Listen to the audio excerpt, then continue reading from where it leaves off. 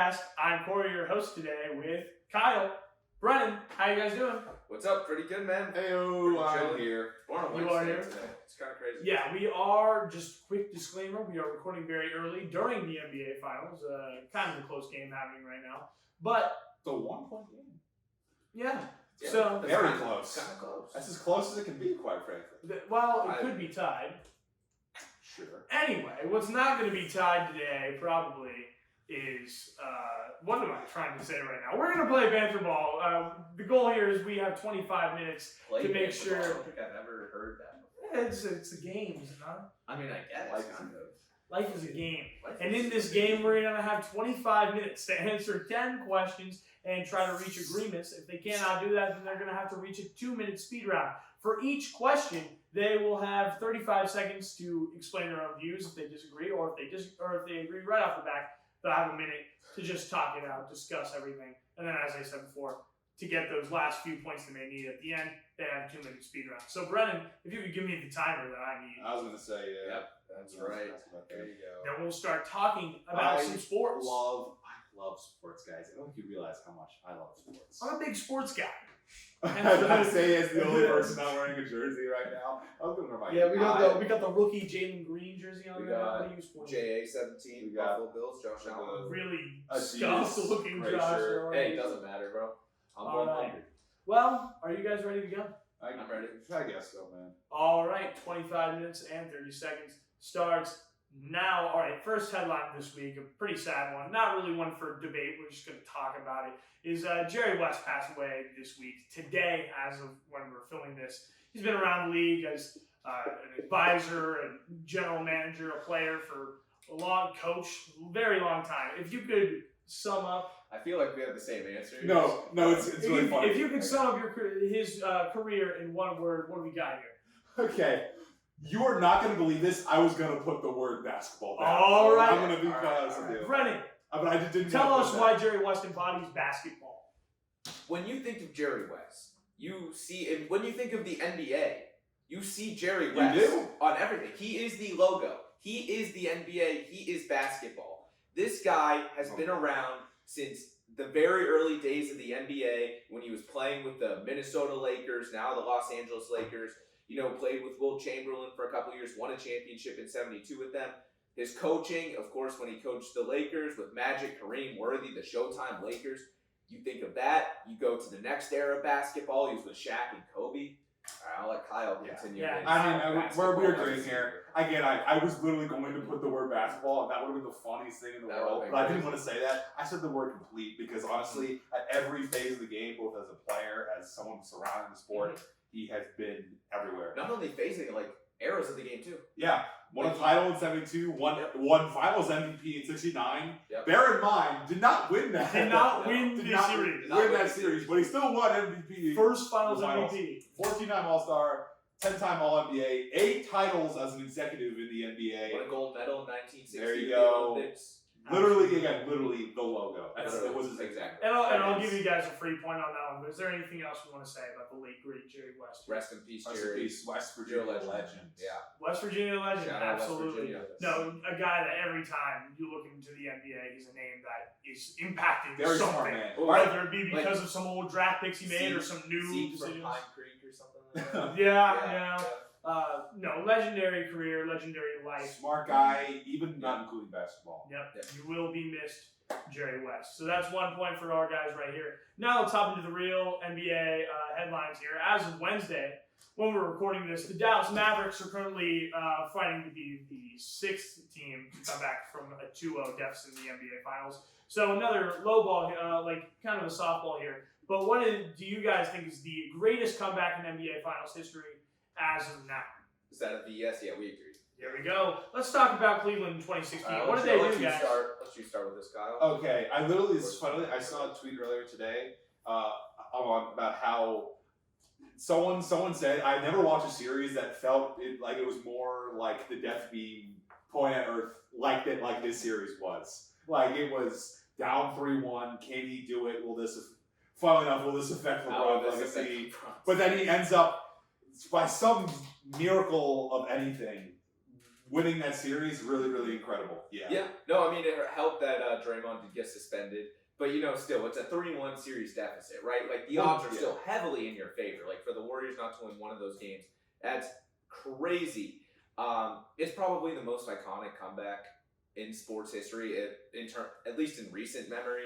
Like, when you think of championship comebacks, I mean, what you think of 28-3, which I think these were like the same year. You think 28-3 around the same time, 28-3 with the Patriots and the Falcons, and then you think down 3-1 LeBron and the Cavs. So I mean, this is just a great story, great comeback. Absolutely. And in the MLB, switching gears entirely, as these two have 2 points, there are several other teams who are also trying to create a legacy kind of similar to what Cleveland did in 2016. So with that being said, of that limited pool of title contenders, who do you think needs that 2024 title the most on their franchise's resume? All right. Okay. All right. Let's hear from Kyle first. All right. So I've seen what the Phillies have done the last few years. Obviously, making the World Series in 22 against the Astros, and then they made the NLCS against the Diamondbacks, losing in 7 there. And I think they're kind of in like a Knicks situation where they have the players to win, but they really can't quite collect it together and make it into that title run. Obviously, Bryce Harper, Aaron Nola, Schwarber, Castellanos, all very, very great players. Those 4 players alone should win you a title. Hopefully soon. We'll see. I think they're just a team that has so many great players. You would imagine they would have won one by now, but they haven't. Brian, why does Cleveland need it? Especially with the pace Phillies on this year, it would be That great to too, see yeah. World Series.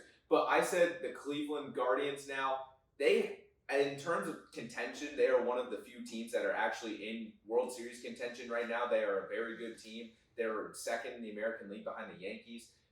They haven't won a World Series since 1948. Yeah, if you look at their record, it's kind of crazy. They have 43 wins right now. Ben Lively's carrying the pitching staff. Of course, Jose Ramirez is playing out of his mind. Stephen Kwan, too, in the outfield. Cleveland deserves this World Series. They have the longest drought in Major League Baseball. They might have the longest drought in all of sports, I think, too.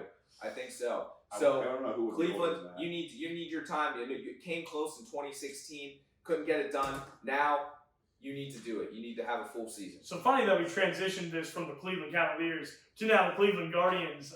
But guys, let's talk it out 1.5. All right. So I think I do have a fair argument because I think you do. I think there are enough players on that team that should win you a title hopefully soon. But I do have probably because what was the last time the Phillies won the World Series? 2008. Okay, yeah. I mean, it's been a while, and I mean, you look at for a city as hungry like that, you would imagine that they probably would have won a title soon, or exactly either a few years in the past or hopefully soon. But I 100% agree with you is that Cleveland has been so close so many times over at this point. And they're fans. I mean, you look at Philly fans. I don't think they've won anything like any championships like major recently. Not. Oh no! I mean the Eagles. Yeah, I mean the Eagles. That's right. Yeah, the Eagles in 2017. That was pretty big. People. And I mean that was 2017. Yeah, that was feels a lot more recent. That's 2020 January or February. And I mean the Cavs. Have been good with LeBron. But you look at the other 2 teams, like the Browns and the Guardians. Guardians have been all right, but not really the best. I think if City more deserving of the championship right now, it's definitely. I think you would definitely be a little more impactful. Yeah.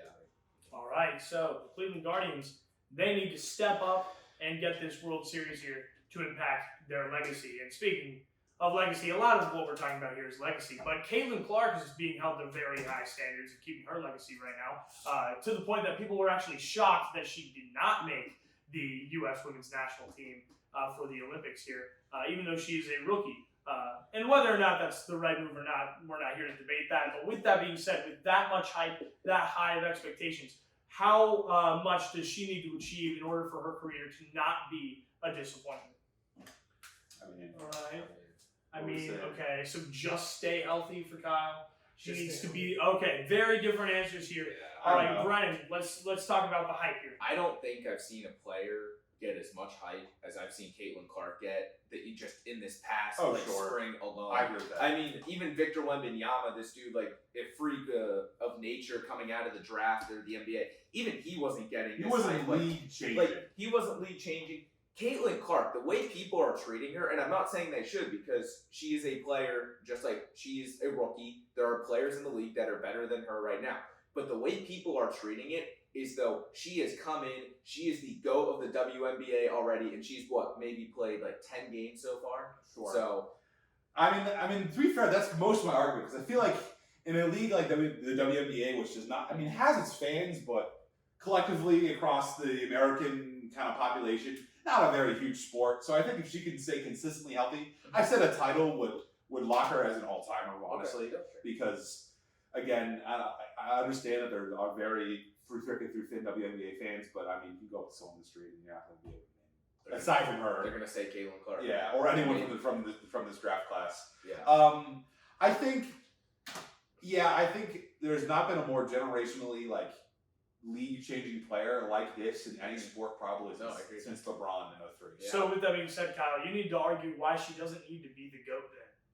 With that much hype of being a league-changing player. With this much hype that she's getting right now, and I'm not saying that she will be the GOAT of the WNBA, but with the hype she is drawing right now, it seems like that she needs to be. That's fair. Unless you're saying that her impact has already been made. I would say, I think, again, since LeBron James, there's not been a more impactful player for their particular sport. I agree with you on that completely. So I think the GOAT of, the GOAT of bringing eyes to the TV, I think she already is at this point. No, that's obviously true because, the amount of people who started watching the WNBA this year just because of her is insane. And not even just I'm a fan of the Fever, but I'm gonna do my recent, more like the close team next to the exactly. I'm gonna follow this. Yeah. I think that she obviously has a big storm coming. We've seen that with all of the Kennedy Clark, or what's her name? Angel Reese? No, who's the girl who fouled her? Oh, yeah. Kennedy something. Yeah. See, that's how important she is because I don't remember her last name. We've already seen how kind of vocal, or not vocal, but physically maybe uncomfortable some of the players in WNBA are now. Yeah. Because she has such a big glass under her right now. Around her, it's just you cannot break it. I don't know subjectively who the GOAT is in the WNBA, but I honestly Taurasi. Yeah, would you say Taurasi? I would imagine it's definitely within reach for her to become the GOAT. I think. Okay. I think does she need to be? Because you say impact since LeBron, and I don't know if LeBron would be as quote unquote impactful if he didn't follow up his expectations. Sure. I guess we can't say until it happens, but I guess for right now, I think I'll set up. This hype is just insane. It's a lot of hype and a lot to handle as a young person. Too. So that's going to be 4 agreements for you guys. Now let's hop out of basketball entirely. Let's go to the NFL, where Aaron Rodgers, he's making an interesting legacy of his own by letting his attitude get in the way of team success once again. He made headlines this week by choosing to make a prolonged, unexcused absence for the rest of the Jets minicamp. Is this kind of behavior something Rodgers should be able to get away with? If not, is there any type of player that should be able to get away with that? What do you got, Brennan? You should agree. No, and no. All right, a minute. Why do we need to hold everybody to the same standard? Because I don't think obviously there's no saying that he's not one of the most talented quarterbacks ever. No, exactly. But decorated wise, he should have Super Bowl. He should have 3. He's won 1. Yeah. He's 1-4 in NFC Championship games. Yeah. And when you look at the guys that are that are new in the building, that are veterans, I would say Russ in Pittsburgh and Kirk Cousins in Atlanta, they've kind of said, all right, guys, this is what's going to happen. Yeah, I'm going to try to be the best as leader. Especially the thing with Aaron Rodgers is he missed the entire season last year. So sure, all the chemistry he's built up with his receivers, with everything, it just completely went out of the door.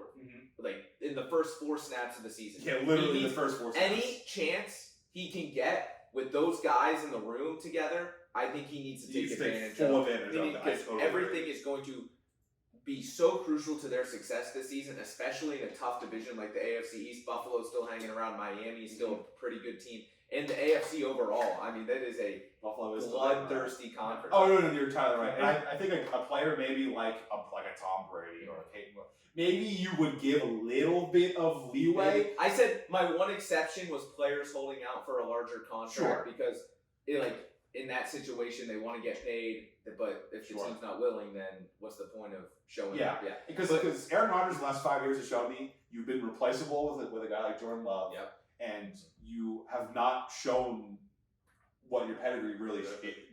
I think the I mean, Jets. I think the Jets' success ultimately comes down to him too. I mean, the defense was great last year, and the offense. I mean, you got to see what it's like. All right, so he is letting his attitude get in the way here. He should be holding himself to a high standard. I especially like what you said, Brian, about how he needs all the time he can get. Yes, I agree with that. And another thing that can get in the way of players' legacies here is injuries, and we're seeing that with Kristaps Porzingis, who is going through a torn medial retinaculum in his left leg, which I'm totally not pronouncing that right, but I mean, it's unfortunate for him, especially since he had his stardom kind of derailed early with New York by his ACL tear when he was going against Giannis back then. So, in general, how do you go about factoring injury history into a player's legacy?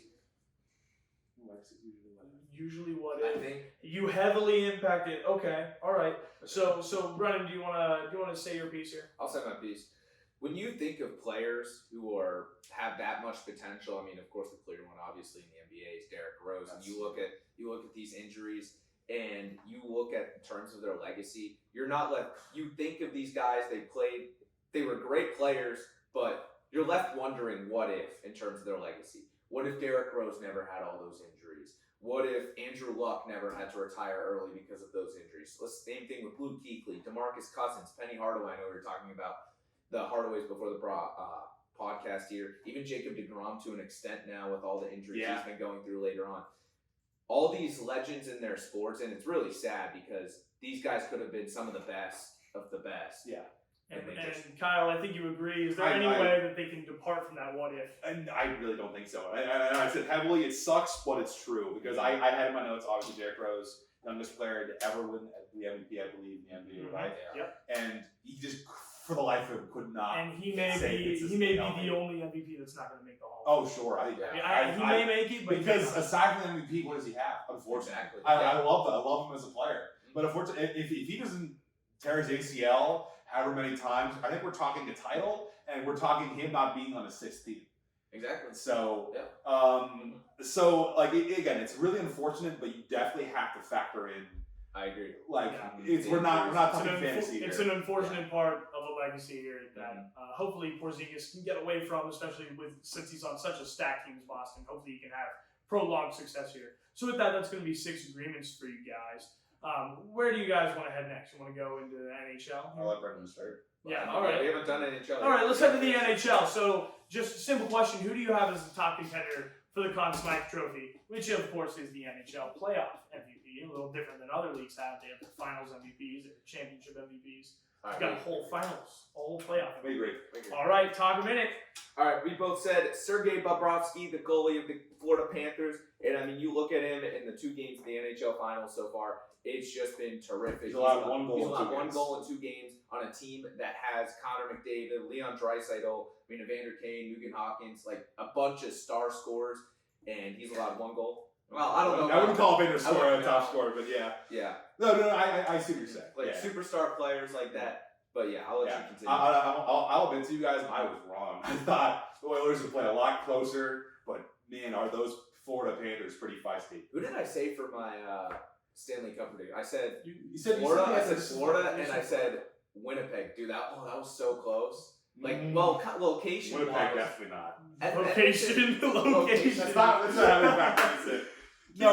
No, but yeah, something tells me Florida is going to wrap up the season, or wrap up the series real soon. I think it's obviously definitely because of Bob. Oh, 100%. This dude's having a great.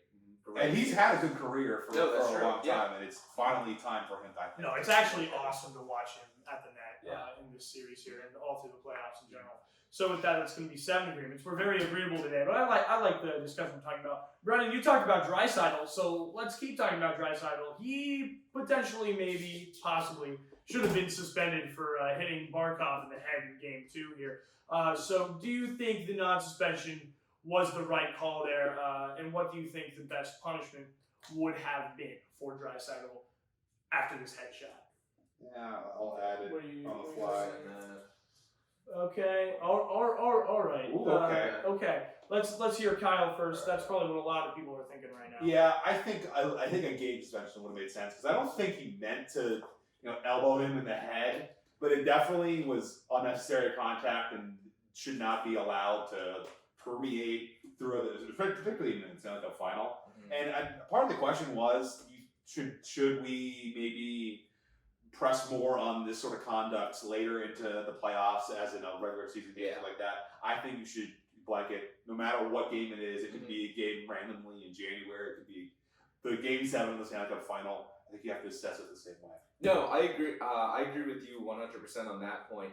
I said a fine at the most for this. I watched it hit a couple times, and maybe I didn't see the angle that Kyle was talking about before the podcast here. But I did see it, and it didn't look like a terrible hit. Like, he did hit him. Oh, it could have been a whole lot worse. It looked like he wasn't trying to do it, which is why I said a fine at the most. I don't think he should be suspended for a game because he unintentionally did that. But let's look at what did happen. He did hit him in the face. He did get knocked out.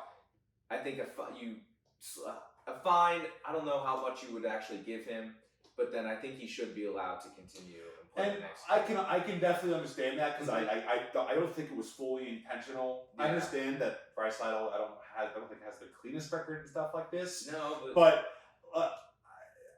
I know I just said we should assess things the same way no matter what, but like. But let's not do that. No. Like, I think. What do I want to say here? Brittany's calling me for time here. I don't know. I'll stall. I mean, for a team like Florida, which has the reputation of being physical, it's unfortunate that Draisaitl is on the getting suspended side of this whole thing, because they play physical against them. But he didn't. I mean, maybe he should But have gotten think a that's 5-minute penalty instead. It was only a 2, though. It was only a 2-minute minor. 2-minute for roughing. I don't know, but if you do give him the 5 minute, then I'm pretty sure you got to suspend him with that too. Yeah. I think that's somewhere in there. So I don't know. To be fair, I don't think the suspension should have been for the whole series. I said no game. Yeah, if he did get suspended, which I don't think he should, I think it should only be for 1 game. Yeah. Okay, all right. So we're gonna agree there that not entirely an intentional move, but maybe a little bit more of a punishment than was had here. So that's gonna be eight agreements for you guys, and we've got time for 2 more questions. So hopefully you guys are reaching agreements here, because we're gonna head into NCAA men's basketball, because Dan Hurley made headlines this week by turning down the Lakers head coaching offer and going back to UConn. So if the Huskies can get that 3rd title in a row that they're chasing right now, how does Connecticut stack up historically among the best men's basketball programs of all time, like Duke and UNC? How are we viewing UConn? Oh, okay. I mean, we're kind of on the same line. Okay, all right. Let's talk it out then. I mean, so Kyle said they're already a blue blood, which I 100% agree with. I took that a little bit of a step further. I said they're probably the 2nd greatest program of all time. I don't know, because it's a little much. It's a little much. But if they go back to back, if they get there are 2 teams that have done it. UCLA won 6 in a row from 67 to 73, I'm pretty sure, and then it would be UConn from 23 to 25. So 2 teams ever, and let's take a look at their 15-year runs here. So UCLA had the run in the 60s and 70s. They had 13 Final Four appearances, 10 title games, won all 10 of those championships. UConn, in their 15-year run in the 2000s to the present time, 7 Final Four appearances, 6 title game appearances, they won 6 championships. If they go back to back, you're slowly creeping up on UCLA for 7th. I'm not saying they're the best. Sure, and I think they're definitely a blue blood right now, because they have 6. And if they win another one, they would stay alone with 3rd place for most titles all time, only behind Kentucky and UCLA. And they would be, and they're currently tied or above Duke, UNC, and Kansas. Exactly. I think, again, already a blue blood. Mm-hmm. I wouldn't necessarily say that they're 2nd all time Would you yet. say top 3? Well, of course not yet, but because if they go back, they've had sustained success, but it's been acute because it's only been over the last 25 years. Because before then, they weren't necessarily the thing to look for. They weren't considered. They won their first title in '99. I mean, it seems like a crazy jump to think, not really being you gotta lose 2nd overall. Yeah. But Kyle, if they do get that 3rd championship, the offer he had there was top 3. Do you think potentially top 3? It seems absurd because they essentially came out of nowhere for over the last 25 years. But title-wise, they would be 3rd. So yeah, I guess so. I mean, statistically, yeah, statistically saying they would be 3rd, only behind Kentucky and UCLA. Yeah. All right. Hopefully Hurley can get his boys there. They have a beautiful roster coming by. They do. The way that they just nailed the signings right out. Particularly, even after they're going to lose a lot of guys. In the draft, Yeah, they just won, and then they're like, all right, let's bring in more people. Beautiful program. See, that which UConn Penn State had a basketball program. That was competent good at all. as this. Yeah, West Virginia doesn't have one either. They're So finally, way better than Penn State, though. well, yeah, we just got our new coach from Drake. Let's go. And as we wind down with our last question today, we need one more point. So let's talk about the UFL playoffs here. They're wrapping up right now. And do you see the UFL as a valid route for players looking to get into the NFL? I know the Cowboys are considering a few guys right now, working out some players from the UFL. And going forward, do you think that that is a good route going from UFL to NFL here? All right. Yeah, I mean, yeah. Better for players who didn't. I think we should speak our piece here. Yeah, let's talk Kyle. Okay, so I said the most viable option right now definitely is the UFL because I would rather them actually play in a significant football game than rather just rot on like the bench or like the practice squad for a team. But the entirety of the future of the UFL, I never am going to trust because when was the last time a spring or summer league has even gotten remotely close to the NFL in popularity? Yeah. Probably the USFL back in like the 80s. Yeah. So like, I do think a farm league is very strange that the NFL is the only like league in North America that doesn't have like a farm league like that and have like a minor league. Yeah. I guess it's kind of understandable because that's just so much stuff It's to so deal much with. physicality, so much football. But like, I think at the end of the day, it is definitely the best spot for players like that, where that would typically they are good, but they're not going to make an NFL roster. But the sustainability of the UFL itself, So you're hoping for the UFL? I'm hoping the best, but like nothing in the past has shown me that it's going to work No, out. sure. I said it was better for players who didn't pan out in the NFL. I mean, you look at some of the top players this year who could get signed in the NFL. I mean, a bunch of them: AJ McCarron, Toby Johnson, Cody Latimer, all previously played in the NFL that didn't pan out. So I think it's a great league, like Kyle said, for them to go back into the NFL, maybe earn a roster spot. Because at the end of the day, even if you're rotting there, you're still making more money in the NFL than you were in the UFL. I mean, even guys like Ben DiNucci, who played in the XFL, I think, with the Seattle. I don't know if he played in the UFL, but I think it was Seattle. He played with Seattle. I forget what league it was. It was before the merger. But he played, and then he earned himself a contract with Corey's Broncos. Yeah, with Denver. Like PJ Walker too, the Panthers quarterback for a little bit. And even going back to some older leagues, like I know Kurt Warner started in like arena football, and played in like Europe as well. No, and then you also mentioned something about like a minor league thing. I actually have it in my notes here. Think of it as like a minor league for football, even though there's no affiliation. Because I think that's probably the best way that you can keep it sustainable is if you really try to really integrate with the NFL. Yeah, but no, I don't know how willing the NFL would be. I don't think the NFL would be. I agree with you, but I think it's a good way to think of it because think of it as like a player pool. Like if a team wants you, they can go out, sign you for really cheap to get you on the roster spot. So to just kind of wrap it up, then, if you guys are an executive of an NFL team, are you working out players that just shine in the UFL? Oh, totally. Oh, yeah. All right. And with that, that's 10 agreements on our show here today. You guys had some great things to say. Hopefully we have some great basketball to finish watching after recording this here. But thanks for being here with me today, guys. Brennan, anything you want to say about the socials? Socials. I was going to say go Bills. But socials, make sure you go follow us. Instagram, Twitter, TikTok, YouTube. Any social media you can think of, we are probably on. Make sure you keep listening to the podcast on YouTube, Spotify, Apple Podcasts, iHeartRadio. Shout out to our iHeartRadio listeners. But yeah, the content's been pretty good. It's slowed down in the last couple of days here. I've been busy with work and stuff, but I'm gonna try and keep posting all of that. I feel like. Yeah, we've been doing well. He's just saying he hasn't been. Editing, You're on a tear, man. Yeah, thank you. I appreciate it. But make sure you go follow us. We're on LinkedIn now too, so go follow us over there. Build those connections. So anything you guys want to say? Yeah. Go Bills. No. Go Bills. Not That's right. Go Bills. All right. Well, that's our show for today. This has been the Banter Boys Podcast, and we will see you all next week. Bye. See you later. Bye-bye.